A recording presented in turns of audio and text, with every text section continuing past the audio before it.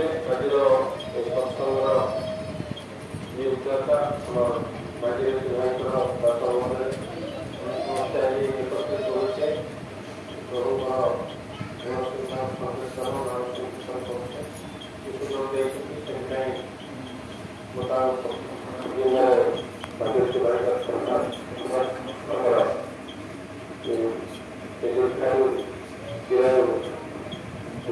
ଶକ୍ତି ଆଉ ଇଷ୍ଟମ ଜୀବନ ପ୍ରାର୍ଥନା କରୁଛି। କଥା ହେଉଛି ଭାଇ କହୁଥିଲେ ତାକୁ ସେଟା କହୁଛନ୍ତି ଯେ ଗୋଟେ ପରିବାର ଯେ ଜଗନ୍ନାଥ ନିଷ୍ପତ୍ତି କରାଥିଲା ସେ ପରିବାର ସେଟାକୁ ଦେଖିଲେ ଆମକୁ ଜଣା ପଡ଼େ ତାର ବହି ଆସିବା ବେଳେ ବହି ପ୍ରକାର ଦେଶ ସେ ସେତେବେଳେ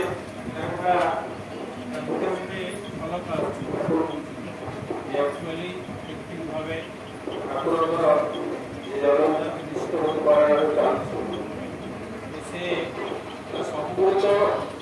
ଦୁଃଖ ଯାହା ଅଛି ତା ଯନ୍ତ୍ରଣା ସବୁକୁ ଓଭରକମ୍ କରୁଛନ୍ତି ଯେ ତାଙ୍କୁ ଠିକ୍ ତାଙ୍କୁ ଜଗନ୍ନାଥ ନିଷ୍ପତ୍ତିକୁ ସେ ଜୀବନର ସାଥୀ କରିବେ ଯେ ତାଙ୍କ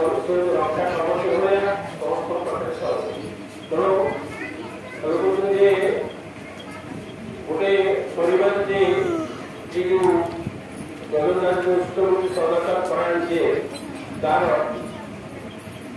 ଯୋଉ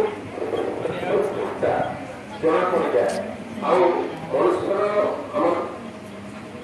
ଡ୍ୟୁଟି ହେଉଛି ମଣିଷର କର୍ତ୍ତବ୍ୟ ହେଉଛି ବା ତାକୁ ପଣ୍ଡା ଯୋଉ କହୁଥିଲେ ମାନେ ଇଷ୍ଟ କର୍ମ ମାନେ ଜଗନ୍ନାଥ ଇଷ୍ଟପତି ହେଉଛି ଏଇ ଜୀବନର ଧର୍ମ ଇଷ୍ଟଶାସ୍ତ୍ର ପ୍ରତିଷ୍ଠା ହେଉଛି ଏଇ ଜୀବନର କର୍ମ ତେଣୁ ଯେ କର୍ମମୟ ଜୀବନରେ ଇଷ୍ଟଶାସ୍ତ୍ର ପ୍ରତିଷ୍ଠା କରି ଚାଲିବା ତା ଭିତରେ ଯେ ଆମେ କେତେ ଦୁଃଖ କଷ୍ଟ କେତେ ଅପଘାତ କେତେ ଯନ୍ତ୍ରଣା ସବୁଗୁଡ଼ାକୁ ପୋଷି ଦେଉଛେ ସେଟା ଆମେ ନିଜେ ଜାଣିପାରୁଛେ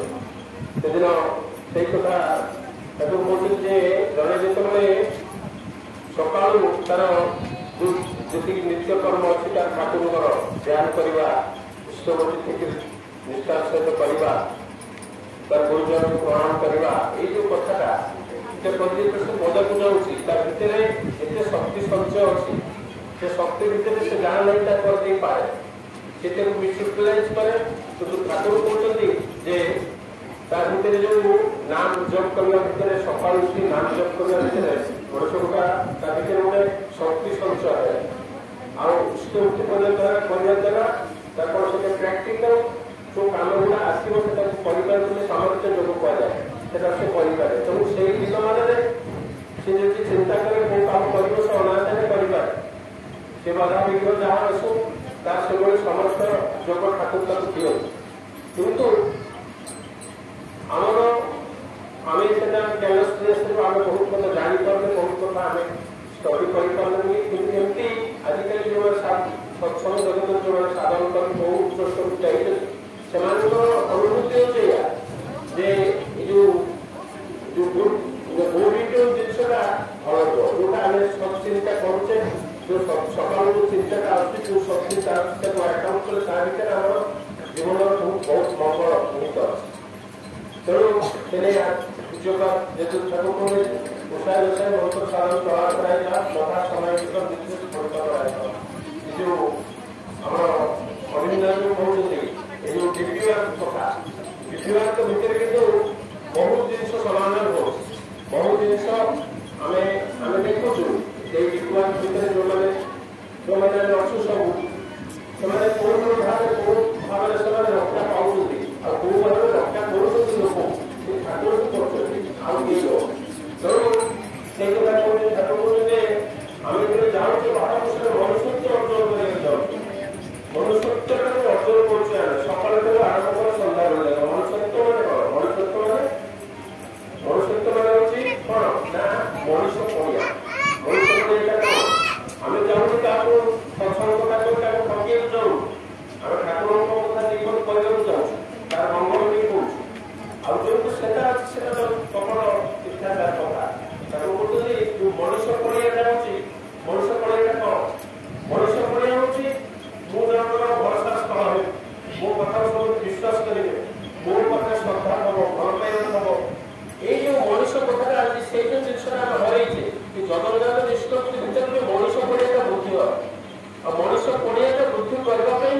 ବେଶୀ ଭାବରେ ପ୍ରଚେଷ୍ଟା ଆଚାର୍ଯ୍ୟ ସେଦିନ କହୁଛନ୍ତି ଜଣକୁ ଆସାମରେ ଯୋଉ ଭାଇ ଜଣ ସେ କାଜୁଦା ହଉଛି ବିରାଟ ଭକ୍ତ ମାନେ ଆମ ଆସାମ ତାଙ୍କ ନାଁ ଅଛି ଆପଣ ପଚାରି ଶୁଣିବେ ଏ ଆଚାର୍ଯ୍ୟ କହୁଛନ୍ତି ଯେ ମନ୍ଦିର କରିବାଟା ଇଷ୍ଟ କାମ ନୁହଁ କି କଲେକ୍ସନ କରିବାଟା ଇଷ୍ଟ କାମ ନୁହଁ କି ଲିଖିତ କରିବା ଇଷ୍ଟ କାମ ନୁହଁ କି ଇଷ୍ଟବୃତ୍ତି କରିବା ପ୍ରାର୍ଥନା କରିବା ଏଇଟା ସବୁ ମୋ ପାଇଁ ମୁଁ କରୁଛି ମୁଁ ଠାକୁରଙ୍କ କାମ କଣ କରୁଛି ଠାକୁରଙ୍କ ପାଇଁ ମୁଁ କଣ କଲି ଠାକୁରଙ୍କ ପାଇଁ ମୁଁ କରୁଛି ଏହା ଯେ ମତେ ଦେଖିକିରି ଆଉ ଜଣେ ଠାକୁରଙ୍କ କଥା ଯଦି ପଚାରିବ ଆଜ୍ଞା ମୋର ବ୍ୟବହାର ମୋର ଚାଲିଚଳନ ମୋର ରୂପ ମୋର ବେଶ ମୋର ଆଉଟଲୁକ୍ ମୋର ସବୁ ଗୁଡା ମୋର ତେରା ସବୁ ଦେଖିକିରି ସେ ବିମୁକ୍ତ ହବ ସେଇଟା ହଉଛି ମୁଁ ଠାକୁରଙ୍କ ପାଇଁ କଲି ମାନେ ମୁଁ ଜଣକୁ ଆଟ୍ରାକ୍ଟ କଲି ଠାକୁରଙ୍କ ଆଡକୁ ଆସିବେ ସେଇଟା ସେ ଗୋଟେ କଥାରେ ଏଇଟା ପ୍ରସଙ୍ଗ ସବୁ ହଉଛି ସବୁ ଆସୁଛି ସବୁ ଆଚାର୍ଯ୍ୟ ଯୋଉ ପ୍ରତିଦିନ ଈଶ୍ୱର ପ୍ରସଙ୍ଗ କରୁଛନ୍ତି ଯୋଉ ନାଟ୍ୟମଣ୍ଡପରେ ହଉଛି ସେଟା ଆସୁଛି ସବୁ ଇଏ ଯୋଉମାନଙ୍କର 10 ଟଙ୍କାର ଯୋଉ ଅଧିକା ଇଷ୍ଟବୃତ୍ତି ଅଛି ଯେ 10 ଟଙ୍କାର ଅଧିକା ଇଷ୍ଟବୃତ୍ତି କରୁଥିବ ଆଉ ସ୍ୱସ୍ଥମୀ କରୁଥିବ ସେଇ ଅନୁସାରେ ତାଙ୍କର ଗୋଟେ ମେମ୍ବର ହବ ସେ ପ୍ରତିଦିନ ଆଚାର୍ଯ୍ୟ ଦେବଙ୍କର କଥା ସେ ମେସେଜରେ ସେ ଛାଡୁଛନ୍ତି ଯେ ପ୍ରତିଦିନ ମାନେ ସେ କଥା ଠାକୁରଙ୍କ କଥା ସବୁ ଠାକୁର ତ କିଛି କହୁନଥିଲେ ବର୍ତ୍ତମାନ ଟିକେ ଟିକେ କହୁଥିଲେ ଦାଦା ଆଉ ଟିକେ କହିଲେ ଯେ ପୁରା ଫୁଲ ସବୁ କଥା ତମର ଆଗରେ ନମଳା କରି ଯାଉନ ଆମର ଚରିତ୍ର ସଫା ପୁରା ସିଏ ଟିକେ ଦାଦା କିଛି କହୁନଥିଲେ ଆଚାର୍ଯ୍ୟ ପୁରା ନମଳା କରିଦେବ ତମର ଯଦି ମୁହୂର୍ତ୍ତ ବି କିଛି ଅଛି ସେ ପୁରା ସାମ୍ନା କରିବେ ସେ ଛାଡ଼ିବେନି ତେଣୁ ମୁହୂର୍ତ୍ତକୁ ସୁଧାରିବାକୁ ପଡିବ ସେଦିନ ସେ କହୁଛନ୍ତି ଯେ ଗୋଟେ ଡିସ୍କସନ ଭିତରେ କହୁଛନ୍ତି ଗୋଟେ ଟ୍ରେନରେ ଯାଉଥିଲା ବେଳେ ଜଣେ ସୈନ୍ୟ ବିଭାଗର ଜଣେ ସୋଲଜର ଯାଉଛି ସେ ଟ୍ରେନରେ ଯାଉଛି ତାର ଜଣେ ସହଯାତ୍ରୀ ଥିଲେ ଆମର ଗୁରୁ ଭାଇ ତ ସିଏ ଗୁରୁ ଭାଇ ଦେଖିକି ବହୁତ ଅନେଇଲା କଥାବାର୍ତ୍ତା କଲା ତାପରେ ପଚାରିଲା ଆପଣଙ୍କର କଥା ପଚାରିଲେ କହୁଲେ ଆପଣ କଣ ଗୋଟେ କୌଣସି ଧର୍ମ ବାଟ ମାର୍ଗର ଲୋକ କୌଣସି କଥା କଥାରେ ସେ ପ୍ରଣାମ କଲା କଣ ଲାଗି ପ୍ରଣାମ କରୁଛି ମୋ ଭାଗ୍ୟରେ ଥିଲେ ମୁଁ ସେଠି ଯାଇଥାନ୍ତି ସେମିତି ଟିକେ ଜାଗାଟା ଟିକେ ଦର୍ଶନ କରି ତମ ଗୁରୁକୁ ଟିକେ ଦର୍ଶନ କରି ସେତେବେଳେ କାହିଁକି ଏ କଥା କହିଲେ କଣ ଜାତି ସ୍ୱରୂପ କହିଲେ ଯୋଉ ରଥରେ ଯୋଉ ବୋମା ବିସ୍ଫୋରଣ ହେଇଥିଲା ସେତେବେଳେ ଏଠି ସୈନ୍ୟ କାଟୁଛି ଯୋଉ କାଟୁଟା ପ୍ଲାଟୁନ ସିଟି ପହଞ୍ଚିଲା ମାନେ ସେ ଲୋକଙ୍କୁ ସବୁ ଉଦ୍ଧାର କରିଦେଲା ଭିତରୁ ଯୋଉ ବୋମା କରିଥିଲା ଯେମିତି ଯୋଉ ଆମର ରାଜଗୁରୁ ଫେଗୁରୁ ଯୋଉଟା ପହଞ୍ଚିଲା ସେତିକି ବଢିଆ କଥା ସେ କହିଲା ବହୁ ଲୋକ ମରିଛନ୍ତି ସେଥିରେ ବହୁ ଲୋକ କ୍ଷୟକ୍ଷତି ମାନେ ଆପଣ ବିଶ୍ୱାସ କରିଥିଲେ ଆମେ ଧୈର୍ଯ୍ୟ କରିପାରିବୁ କିନ୍ତୁ ଆମକୁ ସାହାଯ୍ୟ ଦେଲେ ଆପଣଙ୍କ ସରକାର 2 ଜଣ ଲୋକ ପାଇବେ ସେ ଗୋଟେ ଛୋଟ କେନ୍ଦ୍ର ଭଳିଆ କରିଦେଲେ ସେ କେନ୍ଦ୍ର କିଛି ନଷ୍ଟ ହେଇଛି କିଛିଟା ନଷ୍ଟ ହେଇଛି ଏତେ ନୁହଁ ସେ କେନ୍ଦ୍ର ଭିତରେ ସେମାନେ 2-4 ଜଣ ଅଛନ୍ତି ବୋଲେ ସେଇମାନେ ଆମକୁ ଖାଇବା ପିଇବାଠୁ ଆମେ ଯେତେ ଜଣ ଯାଇଥିଲୁ ଖାଇବା ପିଇବାଠୁ ଆମର ସବୁ କଥା କୋଉ ଲୋକକୁ ଥରେ ଚାକିରି ରହିଛି କୋଉ ଲୋକ ମରିଯାଇଛି ତା ସମୟ ବାହାରିବ ଆମ ସାଙ୍ଗରେ ପୁରାଟା ଆଜ୍ଞା ସମୟ ଦେଲେ ଆମେ ଦେଖିଦେଲୁ ଆଚାର୍ଯ୍ୟ ଆମେ ତାକୁ ପଚାରିଲୁ ଆପଣ ଏତେ କନଫିଡେନ୍ସ ସବୁ କାମନା କରୁଛନ୍ତି ଆପଣ କଣ କିଛି ଡର ଲାଗୁନି ଆମ ଡର ଲାଗୁଥିଲା ପାଇଁ ଆମେ ଏ ଭାବରେ ଆମେ ଯୋଉ ଗୁରୁକୁ ଧରିଛୁ ଏ ଭାବରେ ତାଙ୍କ ସହିତ ସଂଯୁକ୍ତ ବା ଏ ଭାବରେ ଆମକୁ ସେ କନଫିଡେନ୍ସ ବିଶ୍ୱାସ ଦେଇଛନ୍ତି ଆମେ ତାଙ୍କ ଏ ଭାବରେ କରୁଛୁ ଯେ ଆମର କୌଣସି ଡର ନାହିଁ ତ ଦେଖନ୍ତୁ ଚାରିଆଡେ କମ୍ ପଡୁଛି ଚାରିଆଡେ ଖେଳୁଛନ୍ତି ଆମର ଗୁରୁ ଭାଇ ଯୋଉମାନେ ଅଛନ୍ତି ତାଙ୍କର ବିଶେଷ କିଛି ହେଇନି ସେମିତି କୌଣସି ତାର ଘର ଭାଙ୍ଗି ଯାଇଛି କିନ୍ତୁ ଜୀବନରେ ସେ ସେମିତି କ୍ଷତି କିଛି ହେଇନି ସବୁ ଅନେକ ସବୁ ସେଇ କଥା ଆଚାର୍ଯ୍ୟ କହୁଛନ୍ତି ଯେ ଇଷ୍ଟକର୍ମ କୋଉଟା ଇଷ୍ଟକର୍ମ ହଉଛି ନିଜକୁ ନିଜେ ଭିତରେ ଠାକୁରଙ୍କୁ ସାଧନ ଭଜନ କରି ନିଜକୁ ନିଜେ କଣ ଚରିତ୍ରତା ଇଏ କରିବା ଡେଭଲପ କରିବା ନିଜକୁ ନିଜେ ଚରିତ୍ରବାନ ହବା ଏଇ ଯୋଉ ମୁଁ ଠାକୁର କହୁଛନ୍ତି ଜଣେ ମାନେ ଯିଏ ତାର ମ୍ୟାଗ୍ନେଟିକ୍ ଇଏ ଗୋଟେ ଥାଏ ଯେ ନାମ ଠାକୁର ନାମ ଚୋପ করে নাম চপ করে তার কথা যেভাবে সে বিষয়ে তাকে ভালো লাগে গুরু ସବୁବେଳେ নাম চপ করছি ମୋ କଥା ଯଦି ଆଉ ଜଣେ ଭାବୁଛି ତ ତା ମନଟାକୁ ଭଲ ଲାଗିବ ସେତେବେଳେ ତେଣୁ ଯୋଉଟା ସେ ଜଣେ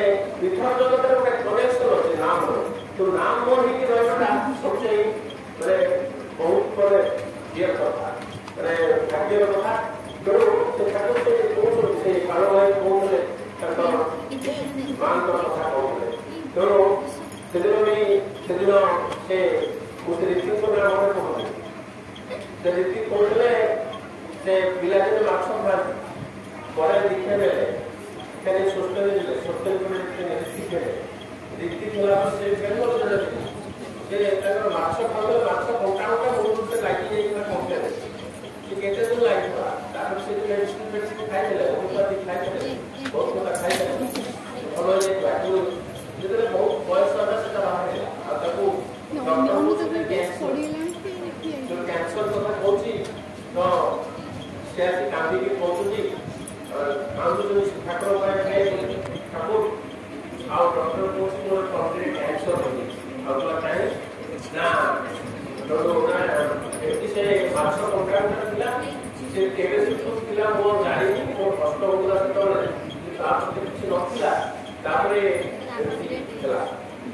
ତାକୁ ଡାକିଲେ ପ୍ୟାରି ତାର ଡାକ୍ତର ଥିଲେ ସେତେବେଳେ, ଦେଖ ତାର କଣ ହେଇଛି, ତେଣୁ ସେ ଟେଷ୍ଟ କରି ସେଇଟା ଦେଖିଛନ୍ତି, ତାକୁ କହୁଛନ୍ତି ପ୍ୟାରି ଯାକ ନିଜେ ଆଙ୍କି ଦେଲୁ, କୋଉଠି ଲାଗିଛି ମାଛ କଣ୍ଟାଟା, ସେ କଣ୍ଟିଟା କେମିତି କୋଉଠି କଣ ଲାଗିଛି ମତେ ଟିକେ ଦେଖେଇ ଦେଲୁ। ସେ ପ୍ୟାରି ଯାକ ସେ ସେଟାକୁ କାଟିକି ଗୋଟେ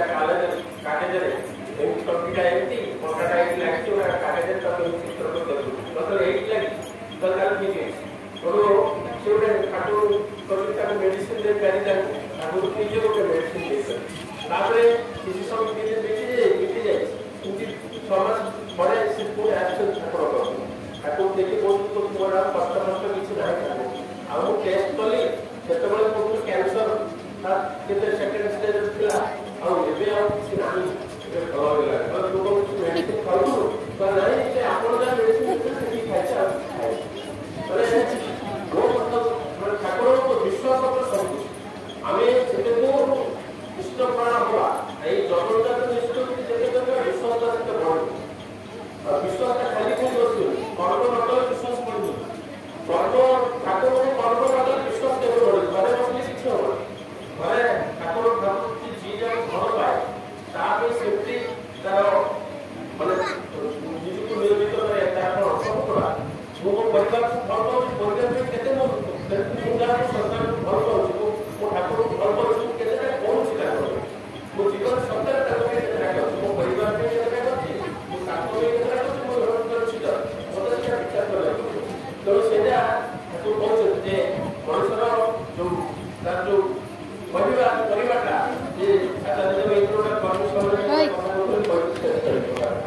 ଗୋଟେ ମା ସ୍ତ୍ରୀ ଲୋକ 4 ବର୍ଷ ବିବାହ ପରେ ତା ସ୍ୱାମୀ ତାକୁ ଛାଡ଼ି ଚାଲିଗଲା, କୁଆଡେ ଚାଲିଗଲା ପରେ କୁଆଡେ ଚାଲିଗଲା ସେ ତାର ଭାଇ ଆସି ସେ କୁଆଡେ ଚାଲିଗଲା ଇଏ ଗୋଟେ ଘରେ ଭଡ଼ା ଥିଲା, ତ ସେ ଦେଖିଲା ସେ ଘର ଭଡ଼ା ଗଲା କହିଲା ଆପଣ ଛାଡ଼ି ଦିଅନ୍ତୁ, ଆପଣ ଆଉ ପଇସା ଦେଇପାରିବେ, ଖାଦ୍ୟ ଅଛି, ତାର ମାସିକ ଖର୍ଚ୍ଚ ଅଛି, ସବୁ ତା ନିଜର ଖାଇବା ଅଛି, କଣ ସେ କଥା ଘର ବୁଲିବୁଲି ଘରେ ସବୁ କାମ କରନ୍ତି, ମା ମାନେ ସବୁ ଘରେ ସବୁ କାମ କରନ୍ତି, ତ ସେଇଭଳିଆ କାମ ସେ କଲା। ଏ ମା ମାନେ ଶୁଣନ୍ତୁ କଥା ଟିକେ ଶୁଣନ୍ତୁ, ସତ୍ସଙ୍ଗ କଥା ଶୁଣନ୍ତୁ। ତ ସେ ମା କଣ କଲା, ଯାଇ ଘରେ ଯାଇକି କାମ କରିକି ତା ପେଟ ପୋଷିଲା, ଯୋଉ କରନ୍ତି ଘରେ ଯୋଉ ଘର ପୋଛିବା କି ବାସନ ମାଜିବା ଏଇ ସବୁ କରିକି ସେ ସ୍ୱାମୀ ଚାଲି କଣ କରିବ। ତାପରେ କିଛି ଦିନ ପରେ ସେ ଏରିଆରେ ଗୋଟେ ମନ୍ଦିର କଲା, ଏଟା ଆଚାର୍ଯ୍ୟ ସେ କଥା ଏଇଟା ବାହାରିଛି, ଆପଣ ଦେଖିବେ ଯେ ସେ ମନ୍ଦିର ତିଆରି କରୁଥିଲା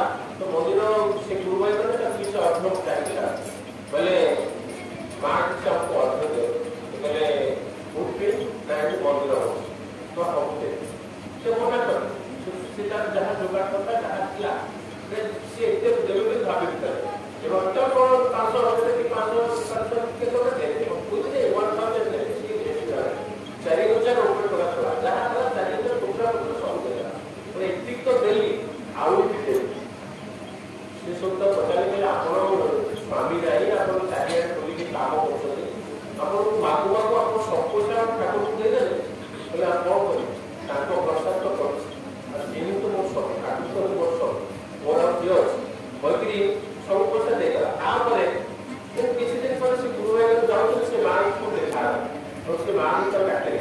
माँ कब काटे तो बोल रहा है उसको आओ किसी पैसा रखते और इसके पैसा रखते तो तुम्हें पूरी बिना तुम्हें हमें जाना उसको जाएगा तो हमें ठीक है तो ऐसे पैसा का डिपॉजिट कि जाएंगे से पैसा का डिपॉजिट कर देंगे आई लव द स्वामी अंतर सरकार का स्वामी है हमें शेयरिंग को जाना तो बॉम्बे पड़ेगा तो बॉम्बे तो घर पर तो क्या এটা হচ্ছে বিশ্বাস আমি সেটাকে বিশ্বাস କରିପାରିବା ଆମେ ଟିକେ ଦେଲେ ଟିକେ ହଉଛି ମାନେ କ'ଣ ହଉଛି ବେଳେ ଯୋଉ ଭାବରେ ଆମେ ଆମର ମାନେ ମାନେ ଯେମିତିର ଯେମିତି ମାନେ ଦେଶ ଧରଣୀ ଦେଶ ଧରଣୀ ନାହିଁ ଯେମିତି ଆମେ ଭରଣ ଯେମିତି ଆମେ ଭରଣ କରୁଛୁ ସେମିତି ଆମେ ପାଉଛୁ ଆମର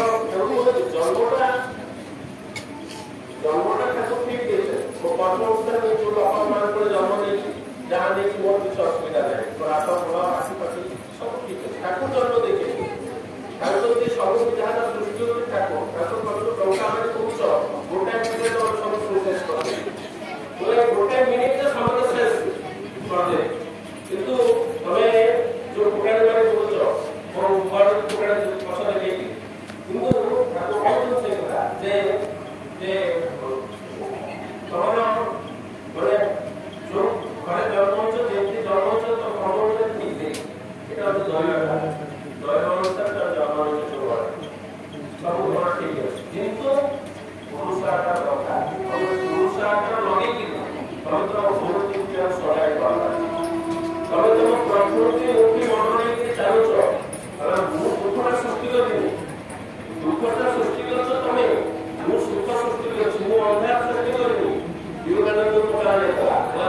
ବିବେକାନନ୍ଦ ଅନ୍ଧାର କାଟିବ ରାମକୃଷ୍ଣ ମୋର ସୃଷ୍ଟି କଲେ ସୃଷ୍ଟି କଲେ ଆଉ ସୃଷ୍ଟି କରନ୍ତି ଯୋଉଟା ଆଲୋକ ଜାଣିଛି